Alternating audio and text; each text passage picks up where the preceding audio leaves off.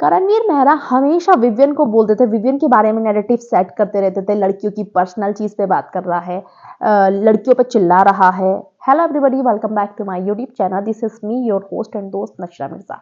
सो आपने हमेशा ही देखा होगा करणवीर मेहरा को कुछ ना कुछ नैरेटिव सेट करते हुए विवियन के बारे में, और जब चाह से लड़ाई होती थी तो वो हमेशा बोलते हुए नजर आते थे कि लड़की की पर्सनल चीज को चिल्ला चिल्ला के क्यों बोल रहा है, और तुझे नहीं बोलना चाहिए था, तुझ पे नहीं सूट करता। एंड बोला उन्होंने कि लड़की से चिल्ला के बात कर रहा है। ये सब चीजें विवियन के बारे में उन्होंने फैलाने की बहुत कोशिश करी थी, ठीक है, पर हुआ नहीं कुछ भी, बाहर तो कुछ नहीं हुआ ऐसा।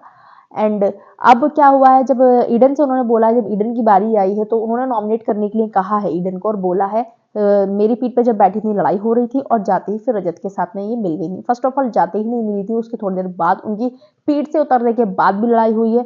फिर पहले रजत आया था ईडन के पास माफी मांगने के लिए, तो फिर ईडन ने भी मांगी। सामने वाला हमसे माफी मांग रहा है, अपनी गलती को मान रहा है, तो हमारा भी फर्ज बनता है ना कि जो हमने गलती करी हम भी उसकी माफी मांगे। तुम्हारी तरह तो कोई काले दिल का आदमी देखो है नहीं, तो सबको अपनी तरह समझो मत, पहली बात तो।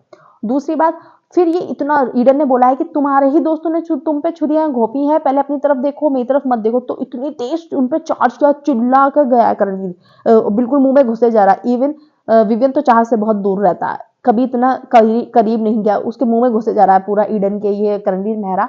तो देखा जैसे करोगे वैसे लौट कर आता है, जबरदस्ती दूसरों के बारे में नैरेटिव सेट करना कि चिल्ला कर बोलता है लड़कियों से। अब आप क्या कर रहे हो, आपने तो बिल्कुल उसके करीब जाके उस पर चार्ज करते हुए नजर आ रहे हो। अविनाश को बोलते थे साला साला करने पे इतना चार्ज कर रहा था चुम पे, अविनाश को भी बोली थी चीजें, अविनाश के लिए भी गलत नैरेटिव सेट किए गए थे, उसको एलिमिनेट तक कर दिया था सब लोगों ने मिलकर, विवियन, ईशा और एलिस को छोड़कर। तो देखा आपने जैसे जैसे लोगों के लिए झूठ बोला है, दूसरों की पर्सनैलिटी पे सवाल उठाए, आज आप वही खुद बन चुके हैं, वही पर्सनैलिटी आपकी खुद की दिख रही है।